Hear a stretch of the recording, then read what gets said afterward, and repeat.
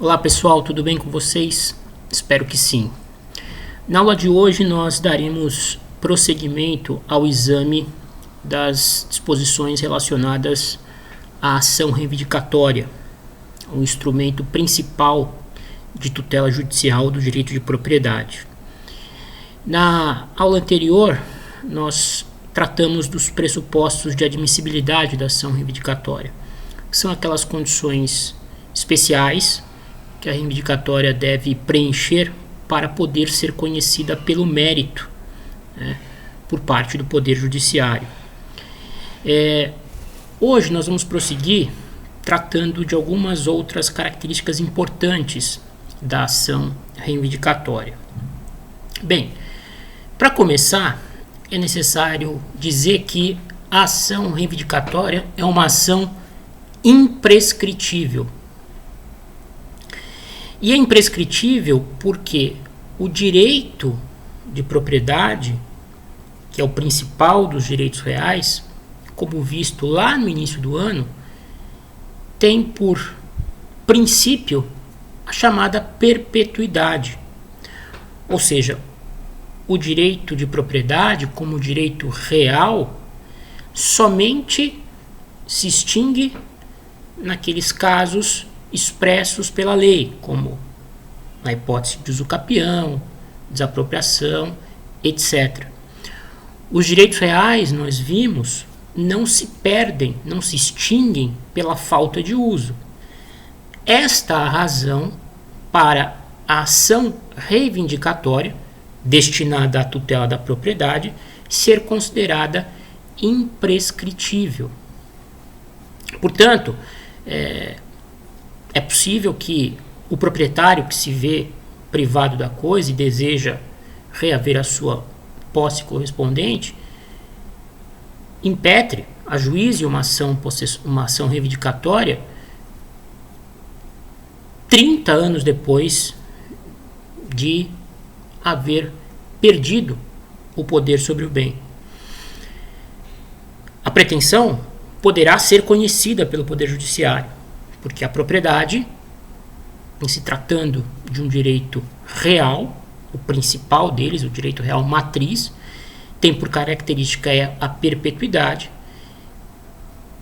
não se extinguindo em situações que não aquelas expressamente previstas na lei. Vejam, não significa a imprescritibilidade da ação reivindicatória que o proprietário, movendo-a tanto tempo depois, possa eventualmente não ter sucesso na sua pretensão. E vou explicar a vocês. Vamos imaginar, eu adquiri a propriedade de um imóvel em 1985. Portanto, há cerca de 36 anos. Lá pelos meados dos anos 90, 97, eu venho a perder o poder sobre esse bem. Vamos imaginar que fosse um sítio aí no interior do estado. Alguém invade o sítio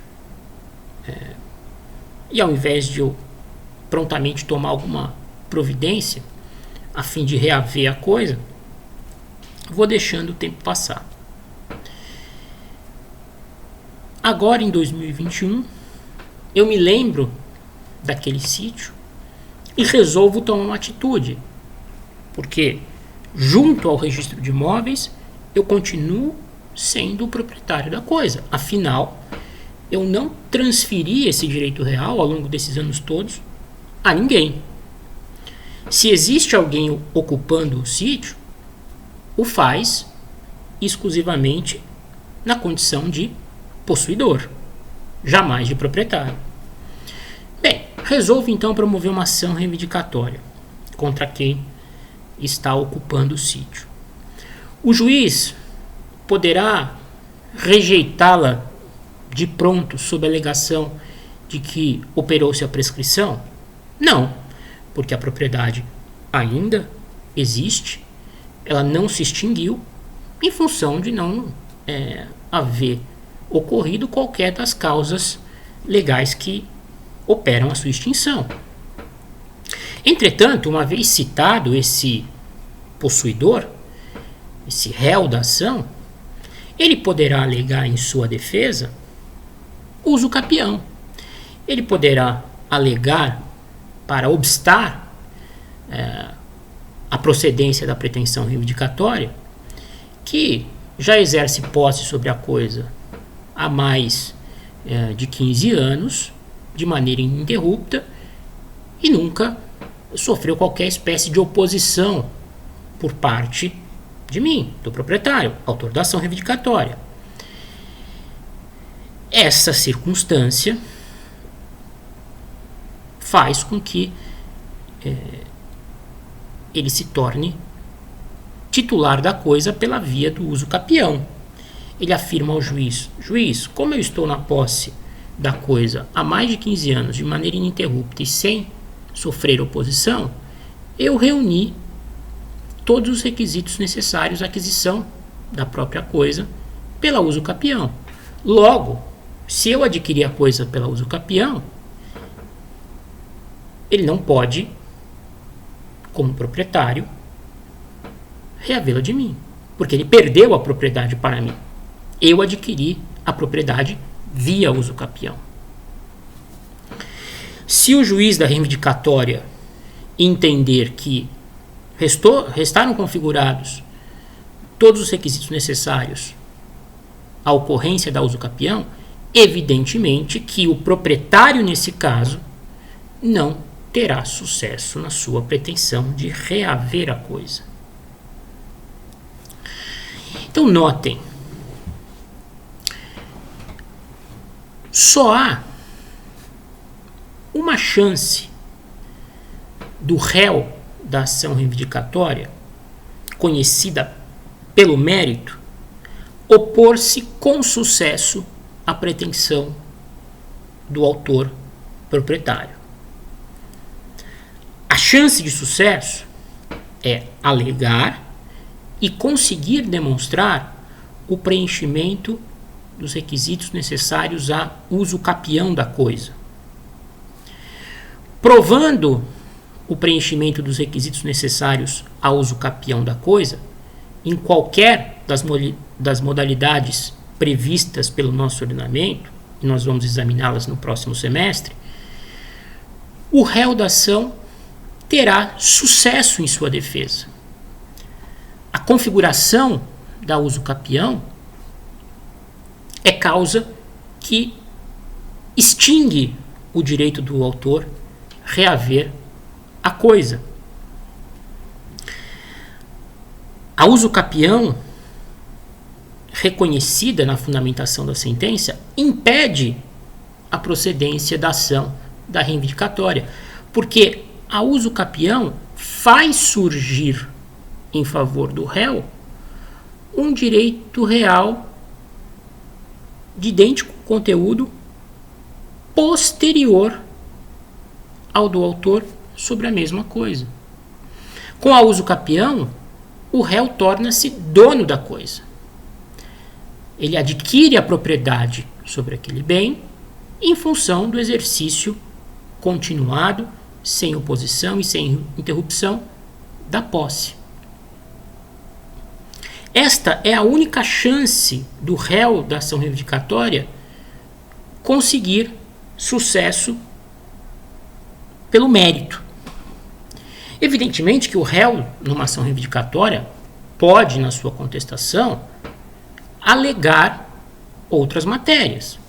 Matérias de natureza processual, como, por exemplo, falta do preenchimento de uma das condições da ação, legitimidade de parte, falta de preenchimento de algum dos pressupostos específicos de admissibilidade da reivindicatória, não há demonstração da propriedade do domínio, o autor não anexou a inicial no prazo inicialmente voluntariamente, depois no prazo fixado pelo juiz, a certidão provando a propriedade imobiliária expedida pelo competente registro de imóveis.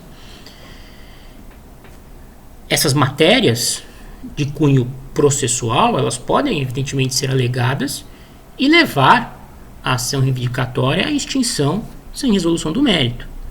Agora, ultrapassadas as questões processuais, preenchidos todos os pressupostos processuais gerais e de admissibilidade da ação reivindicatória, as condições da ação, no mérito, a única chance do réu ter sucesso,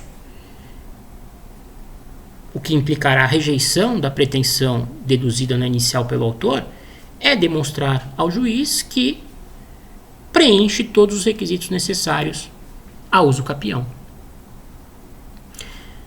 A demonstração do preenchimento dos requisitos necessários ao uso capião impede a procedência da ação reivindicatória. Agora, uma coisa é preciso ser dita aqui. Veja, o reconhecimento feito pelo juiz na fundamentação da sentença proferida na ação reivindicatória, de que o réu preenche todos os requisitos necessários à aquisição do bem por uso capião, a despeito de impedir o autor de reaver a coisa, não torna automaticamente o réu proprietário da coisa.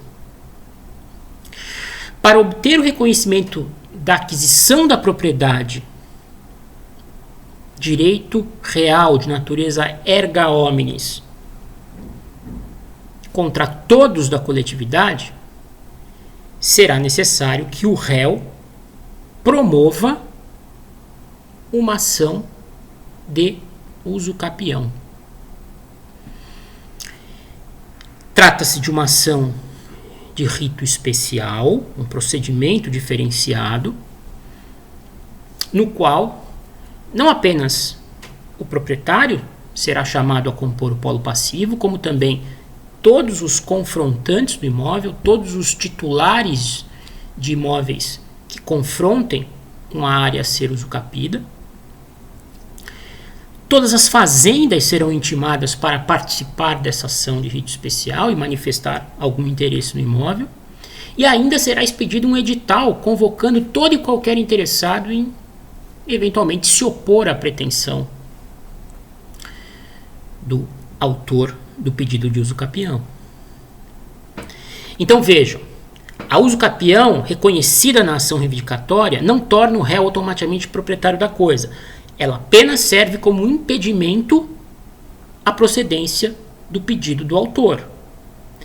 Para obter o reconhecimento da propriedade erga omnes, com todos os seus atributos, será necessário que o réu da ação reivindicatória, depois de sair vencedor da demanda, ou concomitantemente ao trâmite da demanda, proponha uma ação de rito especial de uso capião, convoque para respondê-la não apenas o autor, mas todos os confrontantes, como fazendas públicas, Estado, município, União, e todo e qualquer interessado. Nessa ação de uso capião, que permite ampla participação de todo e qualquer interessado, o juiz ratificar que os requisitos estão preenchidos, né, aí sim será expedida uma sentença reconhecendo a aquisição da propriedade imóvel pela via da uso capião, e essa sentença, proferida na ação de uso capião, vai servir como título para registro no cartório de registro de imóveis. Ok? Espero que tenha ficado claro. Qualquer dúvida, estou aqui à disposição para esclarecer. Bem, vamos falar então rapidamente a respeito da legitimação ativa e passiva nas ações reivindicatórias. Bem, a ação reivindicatória, como dito na aula anterior, é uma ação fundada no ius possidendi, é uma ação fundada no domínio, né? E não na posse. É uma ação daquelas petitórias, em que alguém, alegando ser dono da coisa, alegando ser titular de um direito real sobre o bem, exige daquele que está exercendo sobre a coisa posse ou detenção injustificadas, sem lastro em causa jurídica alguma, a sua respectiva devolução. Então, em princípio, evidentemente, apenas o proprietário é que poderá ingressar com ação reivindicatória. Tratando-se de uma ação fundada em direito real imobiliário, né, será necessário a chamada outorga uxória para o seu ajuizamento, a autorização do cônjuge. Então, se o proprietário, autor da reivindicatória, que tiver por objeto bens imóveis, resolver manejar a ação, se o proprietário de determinada coisa, imóvel, resolver ajuizar uma ação reivindicatória e for casado, ele precisará da anuência do cônjuge. A anuência é dispensada quando o cônjuge ingressa em conjunto, né, na petição inicial. Então, normalmente o que acontece na prática é a petição inicial identificar como autores os dois cônjuges. Se a ação tiver por objeto direito real, porém mobiliário, sobre bem móvel, não se exige a chamada outorga uxória. Poderá o proprietário demandar sozinho, sem autorização do cônjuge. A autorização do cônjuge é necessária nas ações de direito real imobiliárias, porque os bens imóveis são considerados bens de raiz, né? São considerados bens estruturantes da família, né? Todas as famílias se constroem a partir de um lar, né? Então, os bens imóveis têm essa característica de poder servirem de lar para as famílias. São bens de suma importância para qualquer entidade familiar. Por isso, são considerados bens de raiz, e sempre que houver uma ação real imobiliária envolvendo um indivíduo casado ou em união estável, tá? Isso também se estende à união estável, o cônjuge ou companheiro deverão pelo menos anuir a propositura, quando não, figurarem em conjunto com o proprietário no polo ativo, ok? Não é necessário que a propriedade seja plena para a propositura de uma ação reivindicatória. Também o titular de propriedade limitada, aquela em que alguns dos elementos constitutivos, alguns dos poderes, algumas das prerrogativas inerentes à propriedade estão destacadas dela e atribuídas a terceiro, também esse proprietário limitado poderá figurar no polo ativo da ação. Por exemplo, eu tenho um imóvel que foi concedido em usufruto, né, para o meu filho. Esse imóvel venha a ser invadido e meu filho perde, né, a posse, o uso e o gozo da coisa sobre o bem. Nada me impede, mesmo havendo cedido o uso e o gozo da coisa para ele, de, como proprietário limitado, conservando ainda comigo os poderes de disposição e de reaver a coisa, manejar a correspondente ação reivindicatória a fim de recuperar a coisa para entregá-la novamente com o uso e o gozo para o usufrutuário, ok? Também, no caso de condomínio, é bom que se diga, quando é que ocorre o condomínio? Quando a propriedade for compartilhada por mais de uma pessoa, né?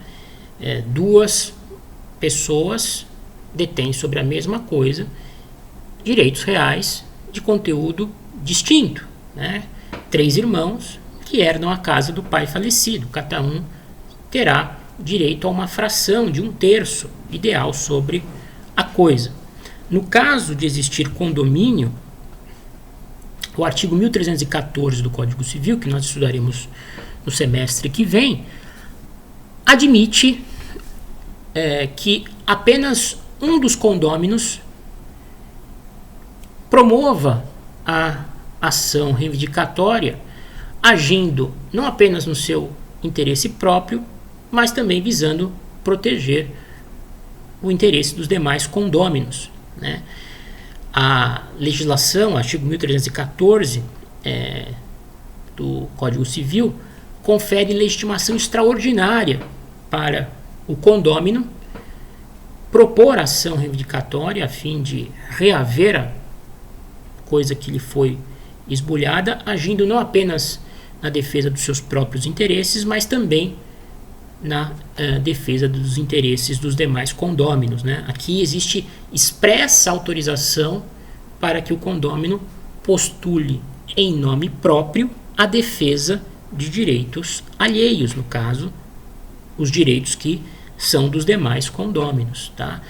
Então, não é necessário que todos os condôminos figurem em litisconsórcio no polo ativo. Pode um deles, representando os seus próprios interesses e os interesses dos demais, ajuizar a ação individualmente. E o réu não poderá alegar em defesa o caráter parcial do direito do condômino, né? Alegar, não, ele não tem direito de propor ação porque ele é só titular de 1/3 ideal da coisa. Não, ele tem legitimidade para agir em nome próprio e dos demais condôminos.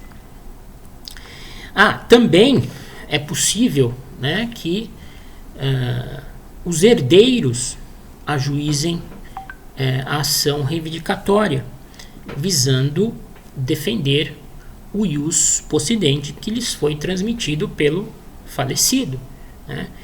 Não há nem necessidade, no caso da petição inicial, ser instruída com o formal de partilha, que é o documento que ultima o processo de inventário e atribui, né, as partes que cada herdeiro vai receber na herança. Basta que o inventário, não precisa nem haver inventário aberto, basta que os herdeiros ingressem em juízo, provem, né, que o bem estava registrado em nome do falecido, provem o falecimento do proprietário e a condição de herdeiro de cada um, ok? Então, os herdeiros também podem promover ação reivindicatória anexando, né, a inicial, como prova do domínio, o documento que atribua a propriedade ao falecido, né? A questão mais polêmica em termos de legitimação ativa, ela vai envolver a questão dos promitentes compradores, né? Daquele que adquire a coisa por intermédio de compromisso de compra e venda, né? Vocês sabem que a celebração de compromisso de compra e venda em matéria de aquisição de imóveis é muito frequente, né? Os compromissos de compra e venda em negociações imobiliárias, eles normalmente são celebrados quando o pagamento do preço é dividido em prestações, né? Geralmente, no momento em que há o pagamento da entrada pelo promitente comprador, né, o promitente vendedor entrega as chaves do imóvel, né, e outorga, e as partes celebram um compromisso de que, uma vez liquidado o preço, o que vai se dar, sei lá, em 20 prestações, eles vão se encontrar novamente e celebrar o contrato definitivo de compra e venda. A questão é, aquele que tem a coisa consigo por força de um compromisso de compra e venda, ele deu uma entrada e está pagando o preço do imóvel, que ainda, portanto, se encontra registrado em nome do promitente vendedor, porque até ser celebrado o contrato definitivo, a propriedade ainda estará registrada em nome do vendedor, que ainda não recebeu o preço por completo. O promitente comprador, né, será que tem direito, né, a promover uma ação reivindicatória? Aqui a jurisprudência é dividida com predominância de uma das correntes que eu vou expor agora. A rigor, o promitente comprador, especialmente quando a promessa de compra e venda é celebrada por instrumento particular, não adquire qualquer espécie de direito real sobre a coisa. Se não adquire direito real sobre a coisa, porque firmou um instrumento particular comprometendo-se a pagar o preço em X prestações para no futuro obter a outorga definitiva da propriedade, a rigor esse promitente comprador não teria direito a mover uma ação reivindicatória. Quando a promessa de compra e venda, o compromisso de compra e venda é celebrado sob a forma de escritura pública, aí o promitente comprador passa a ser titular de um direito real, o direito real do promitente comprador, que encontra-se lá descrito no artigo 1225, momentinho que eu vou achar aqui o inciso, o 1225, inciso 7. Mas vejam, para que esse direito do promitente comprador, direito real do promitente comprador, se configure, é necessário que a promessa de compra e venda tenha sido celebrada por escritura pública, porque o contrato preliminar deve seguir a mesma forma do contrato definitivo, que é a compra e venda, e na compra e venda de imóveis com valor superior a 30 salários é obrigatório, como condição de validade, a observância da escritura pública. E além de celebrado por escritura pública, esse compromisso de compra e venda tem que ter sido registrado no cartório, né? Porque uma das características do direito real é a oponibilidade erga omnes. E para opor um direito real que recaia sobre bem imóvel erga omnes, é preciso do quê? Do registro imobiliário. Então, em relação ao promitente comprador que celebra a promessa de compra e venda de imóvel mediante escritura pública, registrando-a na sequência, não há qualquer questionamento sobre a sua legitimidade para mover ação reivindicatória, baseada no direito real do promitente comprador.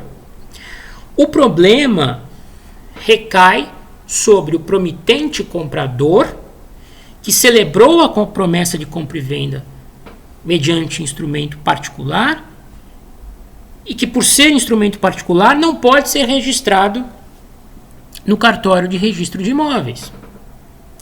Aqui nós temos um problema. E é o que acontece na maioria dos casos, porque as partes evitam a celebração do instrumento público de promessa de compra e venda para fugir dos emolumentos do cartório, né? Emolumentos para lavratura da escritura e emolumentos do registro de imóveis para o registro daquela escritura de promessa de compra e venda. Normalmente as partes optam por celebrar um instrumento particular, né? E aí, esse que é promitente comprador, mas celebrou um instrumento particular, ele está pagando o preço, que foi dividido em prestações, ainda não é dono, porque ainda não integralizou o preço, ainda não foi celebrado o contrato definitivo, que depende de escritura pública para ter validade. Como é que fica a situação desse cara? Esse cara é proprietário? Ele é titular de direito real? Não, esse cara não é proprietário, tampouco titular do direito real do promitente comprador. Por quê? Porque o instrumento é particular e principalmente porque não há registro imobiliário. A ausência de registro imobiliário torna aquele instrumento particular com efeitos interpartes, não o torna oponível erga omnes. Aí é que reside o problema. Esse promitente comprador que celebrou a promessa de compra e venda por instrumento particular sem registro tem direito a promover ação reivindicatória? A resposta é depende.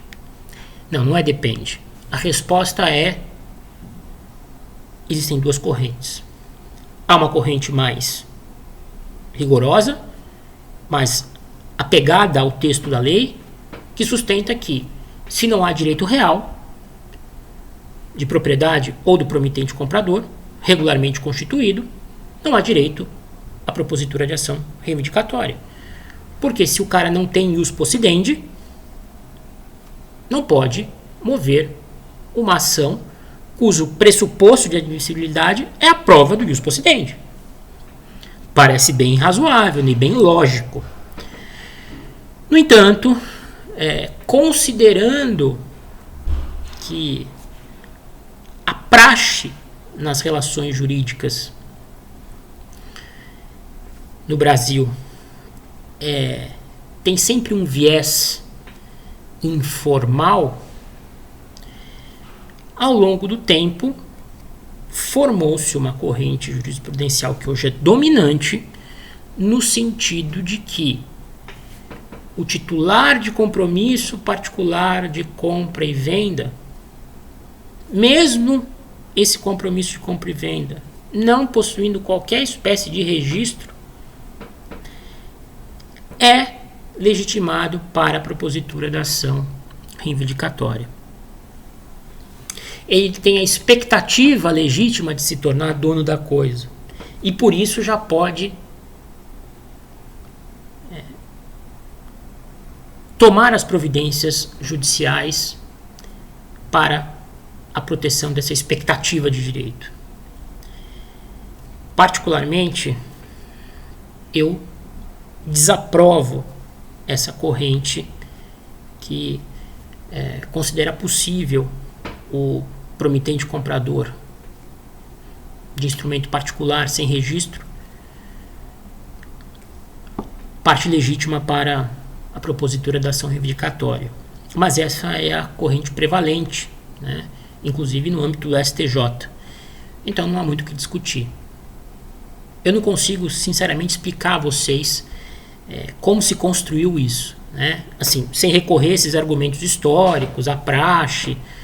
Do ponto de vista jurídico, me parece insustentável conferir-se legitimidade ativa a esse tipo de promitente comprador. Mas saibam que a jurisprudência hoje é predominante nesse sentido.